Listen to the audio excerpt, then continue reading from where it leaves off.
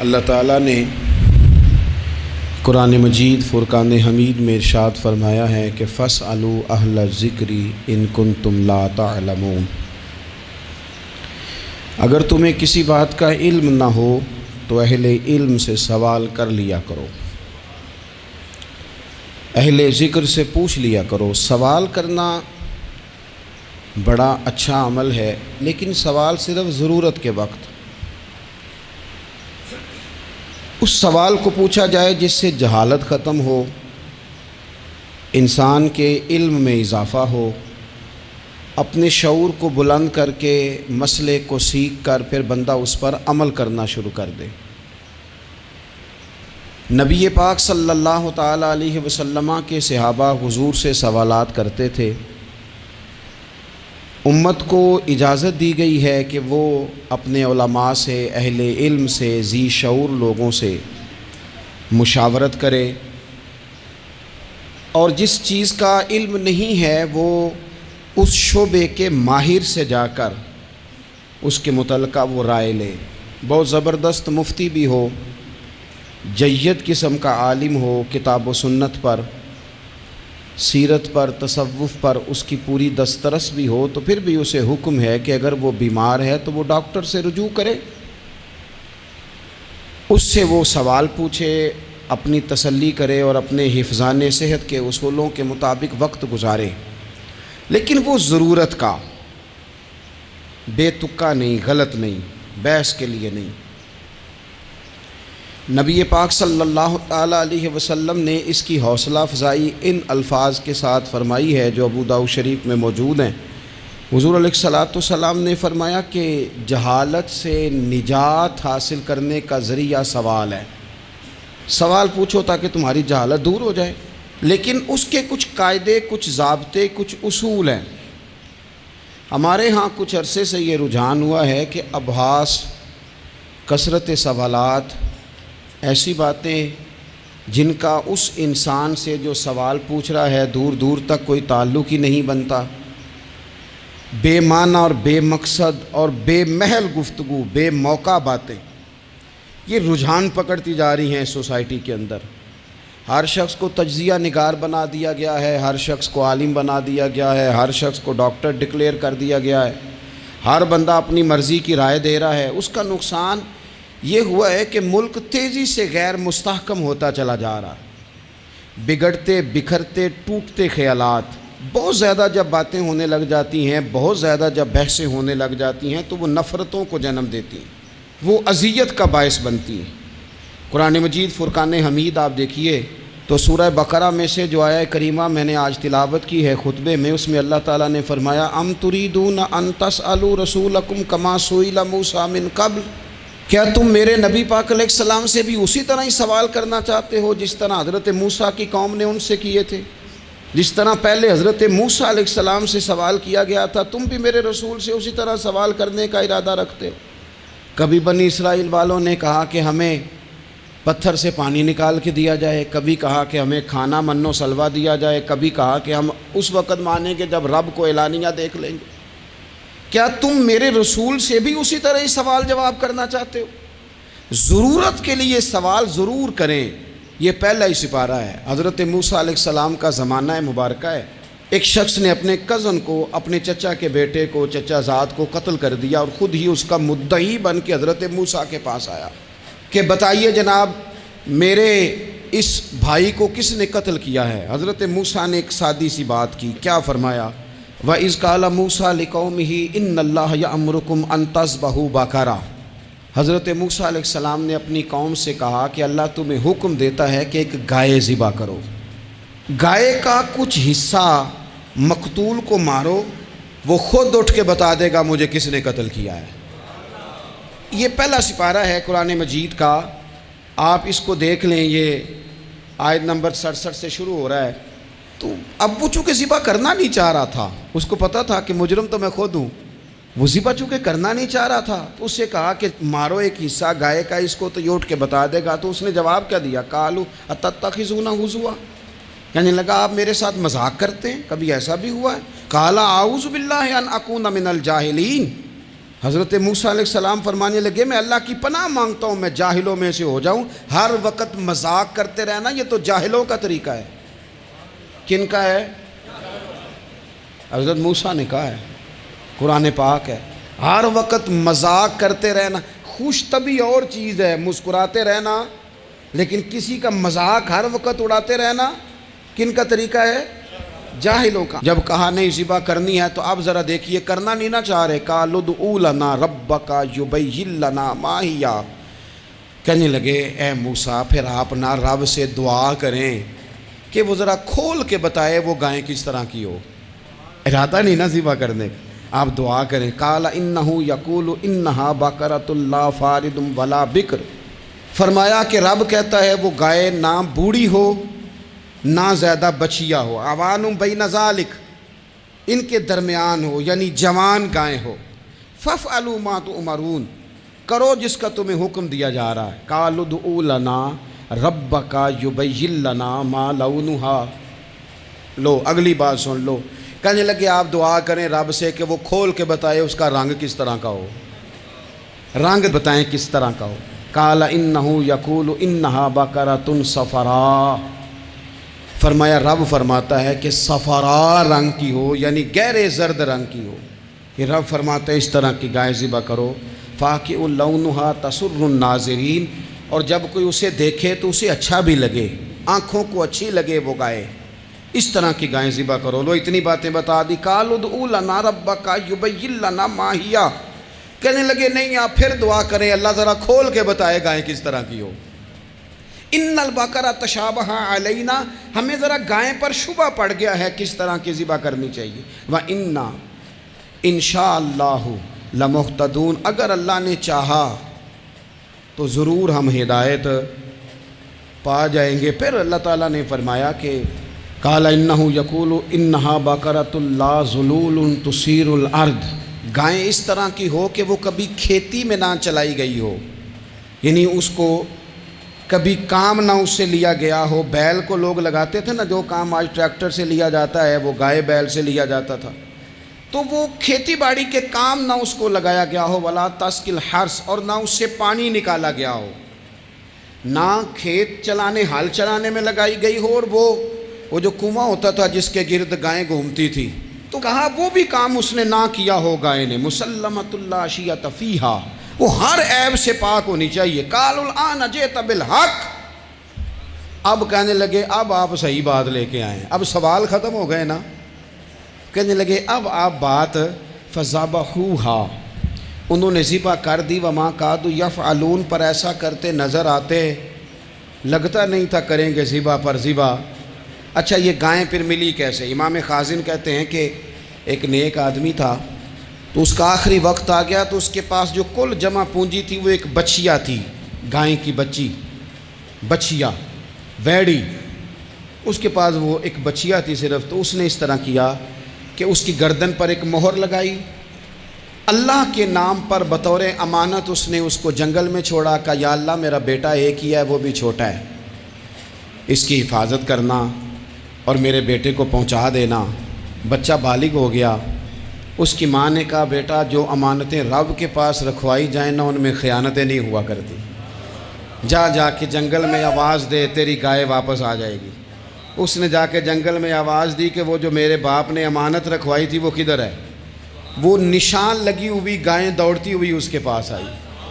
واللہ خیر الرازقین، جب رب بندوبست کرے، جب اللہ بندوبست کرے تو پھر معاملہ اور ہوتا ہے۔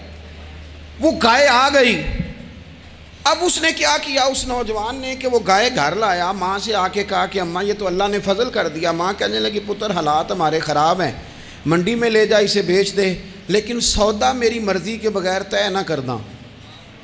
کس کی مرضی کے بغیر؟ کس کی؟ اماں کی مرضی۔ اور سنو یار، تھے کچھ لوگ جن کو لوگوں نے تانے بھی دیے کہ تم ماں کے پیچھے لگ گیا ہے، لوگوں نے بڑا کچھ کہا، پر جو ماں کی مرضی پہ لگیں ناکام نہیں ہوتے زندگی میں۔ یہ دیکھو ماں کی مرضی پہ لگا، اس کی قیمت کتنی تھی گائے کی؟ بڑی مہنگی تھی، پر 3 دینار کی تھی۔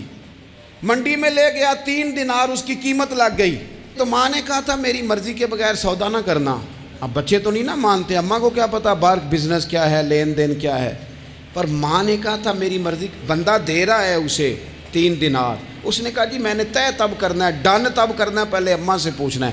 گھر جا کے اماں سے پوچھا، اماں کہنے لگی دے دے، واپس آیا تو اس نے کہا کہ میں 6 دینار دیتا ہوں پر میری شرط ہے، ماں سے نہیں پوچھنا۔ اس نے کہا تو 12 بھی دے، ڈن تب بھی ہونا ہے جب اماں نے کہنا ہے۔ وہ جب اس طرح کی اس نے گفتگو کی، واپس اپنی والدہ کے پاس گئے، کہنے لگے اماں سمجھ نہیں آتی، 3 دینار کی گائیں بندہ 12 میں خریدنے کو تیار ہے، شرط لگاتا ہے کہ اماں سے نہیں پوچھنا۔ تو والدہ کہنے لگی پتر پہلے اس سے جا کے پوچھ کیا وہ ہے کون، یہ کوئی روحانی معاملہ ہے، کوئی غیبی مدد ہے، پوچھ۔ اس سے جا کے پوچھا تو وہ کہنے لگا میں تو فرشتہ ہوں اللہ کا، تو نے گائیں بیچنی نہیں، اس لیے کہ تیرا باپ بھی نیک ہے، تیری ماں بھی نیک ہے، رب تیرے رزق میں برکت پیدا فرمانا چاہتا ہے۔ ماں باپ نیک ہونا رزق میں برکت ہو جاتی ہے، ماں باپ نیک ہوں، ان کی صالحیت کا اثر پہنچتا ہے بچوں تک، رزق حلال کما کے لانے والے ہوں تو گھر میں برکت ہوتی ہے۔ جا کے کہا کہ تیرے ماں باپ نیک تھے، اسے نہ بیچنا گائے کو، تو کیا کریں؟ کہنے لگے بنی اسرائیل والے سوال کر کر کے خود مشکل میں آ گئے۔ اب وہ ایسی گائے جو جوان بھی ہو، یہاں تو ہر غریب آدمی اپنی گائیں یہاں لگا دیتا ہے، کھیتی باڑی میں یہاں لگا دیتا ہے، کنویں میں پانی نکالنے میں، تو یہاں تو ہر ایک کی گائیں، تو ایسی گائیں جس کا رنگ بھی اتنا پیارا ہو، زیادہ بوڑھی زیادہ بچی بھی نہ ہو، اور ابھی تک کھیت میں بھی نہ لگی ہو، وہ سوائے تیرے کہیں نہیں ہے۔ اس نے کہا چل پھر مہربانی کر بتا میں کتنے کو دوں گائیں، اگر وہ آ جائیں تو کتنے کو بیچنی ہے؟ اسے کہنا کوئی نہیں، ریٹ تو زیادہ کرنا ہی نہیں، ان سے کہنا گائے کے اندر سے گوشت نکال دیں اور جتنا گوشت ہے اتنے پیسے بھر دیں، اس کی کھلڑی بھر دیں۔ اب وہ بنی اسرائیل والے ڈھونڈتے پہنچ گئے، کہا جناب گائیں 3 دینار کیا 6 لے لو۔ اس نے کہا نہ بھائی، ذبح کروں گا، گوشت نکالوں گا، جتنا وزن گوشت کا اتنے پیسے بھرو گے کھال میں تو پھر گائے تمہیں ملے گی۔ اب مجبور تھے، کیا کرتے؟ ابن کثیر حدیث لائے ہیں، امام سیوطی نے در منصور میں بھی لکھی ہے، نبی پاک صلی اللہ علیہ وسلم نے فرمایا سنو جوانوں، اور اسے دل کی تختی پہ لکھو، نبی پاک علیہ السلام نے فرمایا اگر بنی اسرائیل والے زیادہ سوال نہ کرتے تو اتنی مشکل کا شکار نہ ہوتے۔ انہوں نے سوال اتنے کیے کہ چارہ نہیں ہے اب ان کے لیے، چارہ نہیں ہے اب ان کے لیے کہ یہ ادھر ادھر جا سکے، مجبوری بن گئی، یہی گائے خریدنی ہے، یہی لے جانی ہے۔ اب اتنا سارا مال جمع کر کے وہ گائے خریدی، ذبح کی، تو مقتول کو جب اس کا ایک حصہ مارا تو اس نے اٹھ کے کہہ دیا یہ جو مدعی بنا ہوا ہے نا، یہی تو میرا قاتل ہے، یہی تو میرا قاتل ہے، یہی تو ہے، اس نے یہ سارا کام کیا ہے۔ تو زیادہ سوالات کرنا، بہت زیادہ سوالات کرنا، ہر وقت بحث میں رہنا، نبی پاک صلی اللہ تعالیٰ علیہ وسلم نے منع فرمایا، اور میرے رسول پاک علیہ السلام نے فرمایا یاد رکھو 3 چیزوں سے ہمیشہ بچو، بخاری مسلم میں موجود ہے۔ ایک تو فرمایا کثرت کیلو کال سے بچو، زیادہ بحث نہ کرو، اور دوسرا حضور علیہ السلام نے فرمایا مال کو ضائع کرنے سے بچو، اور تیسرا فرمایا زیادہ سوال نہ کیا کرو، زیادہ سوال نہ کیا کرو۔ ایک مقام پہ نبی پاک علیہ السلام نے فرمایا حج فرض ہے، ایک صاحب نے اٹھ کے پوچھا حضور ہر سال؟ حضور خاموش ہو گئے۔ پھر پوچھا حضور ہر سال؟ سرکار خاموش ہو گئے۔ تیسری بار پھر پوچھا حضور ہر سال؟ نبی پاک علیہ السلام نے فرمایا زیادہ سوال نہ کیا کرو، میرے منہ سے نکل جاتا نا ہر سال فرض ہے تو رب نے ہر سال فرض کر دینا تھا، تمہارے لیے مشکل ہوتی۔ اور فرمایا جس چیز کے لیے میں تمہیں حکم دوں وہ کر دیا کرو، اور جس چیز میں تمہیں آزاد کر دوں اس میں آزاد ہو جایا کرو، زیادہ باریکیوں میں نہ جایا کرو۔ جن لوگوں نے بھی باریک بن کے چیزیں ڈسکس کرنی چاہی نا، الجھ گئے، تنگ آ گئے، اور جو کسی ایک دروازے کے فقیر تھے، ایک دروازے کے فقیر تھے، ایک دروازے کے فقیر تھے، کسی ایک راہ سے خیرات لیتے تھے، زیادہ الجھاؤ نہیں پیدا کیا انہوں نے۔ میں کہہ چکا ہوں علم حاصل کرنے کے لیے سوال ضرور کریں، لیکن بحث کے لیے اور الجھاؤ پیدا کرنے کے لیے، نئی سے نئی راہ تلاش کرنے کے لیے، یہ بات درست نہیں ہے۔ بلکہ بخاری مسلم میں ایک حدیث ہے جس کو پڑھ کے انسان بار بار سوچنے پہ مجبور ہو جاتا ہے کہ اس طرح بھی ہوتا ہے۔ حضرت انس بن مالک رضی اللہ تعالیٰ عنہ ارشاد فرماتے ہیں، ہم سب حضور کی بارگاہ میں بیٹھے تھے، بخاری مسلم ہے، نبی پاک علیہ السلام تشریف فرما تھے، حضور کی عادت مبارکہ تھی جہاں موقع آیا حضور بیٹھ گئے۔ حضور زمین پہ جلوہ فراز تھے، صحابہ کرام نے سوال پوچھنے شروع کیے،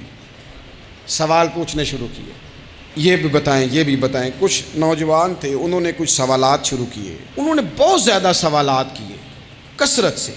تو حضرت انس بن مالک رضی اللہ تعالیٰ عنہ فرماتے ہیں بہت سوالات، جب زیادہ سوال ہو گئے نا، اللہ کے رسول صلی اللہ علیہ وسلم اٹھ کے نا ممبر پہ بیٹھ گئے، فرمایا پوچھو جو تمہارا جی چاہتا ہے میں بتاؤں گا، پوچھو، کرو سوال کرو۔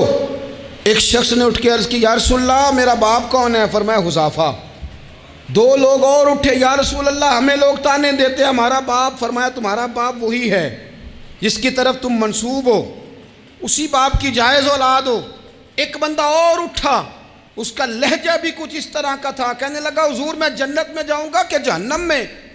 کئی دفعہ نا چیزیں راز میں رہیں تو وہ ٹھیک رہتی ہیں، لیکن جن کو راز کھولنے کا شوق ہو ان کے اپنے بھی کھل جایا کرتے ہیں، ان کے کھل جاتے ہیں، پھر وہ تکلیف میں آتے ہیں۔ یاد رکھیں، حضور میں جنت میں جاؤں گا کہ جہنم میں؟ حضرت انس بن مالک کہتے ہیں کریم بولے، مور لگنے لگی، ہم کانپنے لگے۔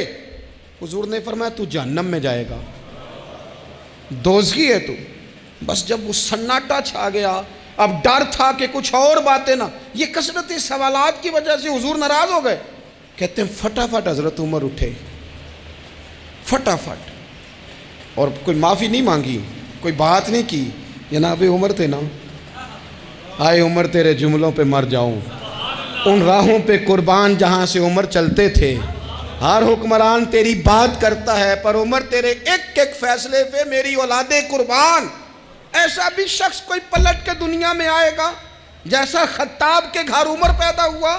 حضرت فاروق اعظم اٹھے، یوں ہاتھ باندھے، رو پڑے، کہنے لگے نہ حضور نہ، رضیت باللہ ربا وبالاسلام دینا وبسیدنا ومولانا محمد نبی و رسولا۔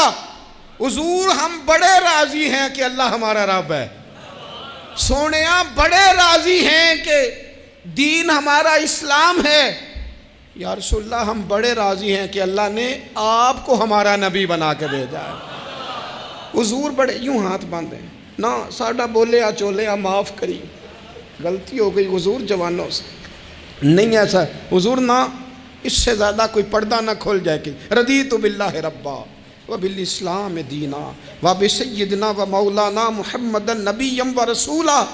وہ ضرورت کے لیے سوال ضرور پوچھا جائے، حضور پسند کرتے تھے، لیکن بحث میں الجھ جانا، ہر وقت دین کو تختہ مشق بنا لینا، ہر وقت میرا دل تڑپتا ہے، کبھی کبھی سوچتا ہوں یہ میرے نبی پاک کا دین ہے، کیا یہ صرف دنیا میں بحث کے لیے آیا ہے؟ جس کو 4 لفظ آئے اس نے میرے حضور کے دین کو ذریعہ بحث بنا لیا۔ صبح بھی بحثیں، شام بھی بحثیں۔ کریم محبوب علیہ السلام نے جو طائف میں روڑے کھائے تھے وہ اس لیے کہ امت بیٹھ کے بحثیں کرے، اس لیے امام علی مقام نے سارا گھرانہ کربلا میں دے دیا کہ تم بحثیں کرو۔ عمل کب کریں گے؟ کرو بحث، صبح بھی کرو، ہر بندہ کرے، مولوی بھی کرے، مفتی بھی کرے، مناظر بھی کرے، اور چلو علماء تو کبھی اعلاء کلمت الحق کے لیے کوئی گفتگو کر بھی لیں۔ ہر چوک چراہے میں بحث، ہر جگہ مناظرہ، خدا را بلا ضرورت تو چھوڑ دیں، بلا وجہ تو چھوڑ دیں، کبھی تو مان کر چلنے کا مزاج بنا لیں، کبھی تو قبول کر لیں۔ یا رسول اللہ رضیت باللہ ربا وبالاسلام دینا وبسیدنا ومولانا محمد نبی و رسولا۔ حضور بڑے راضی ہیں کہ اللہ ہمارا رب ہے، اسلام ہمارا دین ہے، آپ ہمارے نبی ہیں۔ حضور ہم بڑے ہی راضی ہیں، ہم پر کرم نوازی ہو جائے۔ تو حضور نے فرمایا عمر بیٹھ جا، اللہ تیرے اوپر رحم فرمائے۔ عمر بیٹھ جانا، رب تیرے اوپر رحم فرمائے۔ اور پھر فرمایا عمر یہ رب نے تجھے ہی توفیق دی ہے، یہ تجھے توفیق ملی ہے۔ تو اتنی زیادہ بحثیں. میں کبھی کبھی کچھ سوالوں کے جواب دینے کو جی نہیں نہ چاہتا. آپ جو سوال کر رہے ہیں وہ پتہ ہے حضور کے ایک عظیم صحابی کے بارے میں کر رہے ہیں. آپ ان پر بحث کرنا چاہتے ہیں, آپ ان کو تختہ مشق بنانا چاہتے ہیں. جی نہیں کرتا, وہ ہستی اونچی ہے. نہ بھائی نہ, دل نہیں مانتا, خیال نہیں پیدا ہوتا. ہم تو ان بزرگوں کے ماننے والے ہیں جو حضور کی ازواج کا اور چاروں بیٹیوں کا نام لیتے تھے تو وضو کر کے لیتے تھے. وہ تو باتیں کرتے تھے تو ڈر ڈر کے کرتے تھے, کہتے تھے توبہ توبہ توبہ. ہم کہاں اور وہ لوگ کہاں. لیکن آج ہر آدمی کو بحث کا شوق آیا ہے. ہر شخص ہے جو کہتا ہے مجھے بھی 3 باتیں آتی ہیں, میں بھی تھوڑا سا مفتی ہوں, میری بھی سن لو. تو اپنی زندگی میں اتنا دروازہ بحث کا نہ کھولیں, اتنا الجھاؤ نہ پیدا کریں, اور ایسے بے جا لا یعنی اور بے مقصد سوالات سے اپنے آپ کو بچائیں جن میں انسان پڑھے تو اس کے لیے الجھاؤ بڑھ جائے. بعض سوالات ایسے بھی حضور سے کیے گئے کہ سرکار نے ان پر سخت ناراضگی کا اظہار فرمایا.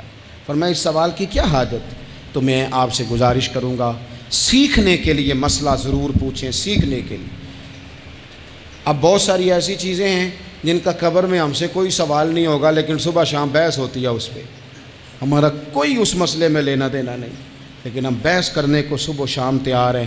اللہ تعالیٰ بابا فرید الدین مسعود گنج شکر, داتا علی حجویری اور ان مشائخ اور ان بزرگوں کی اس دھرتی پر فضل فرمائے, اور اس وطن کو اللہ قیامت کی صبح تک آباد فرمائے. آخر دعوانا ان الحمد.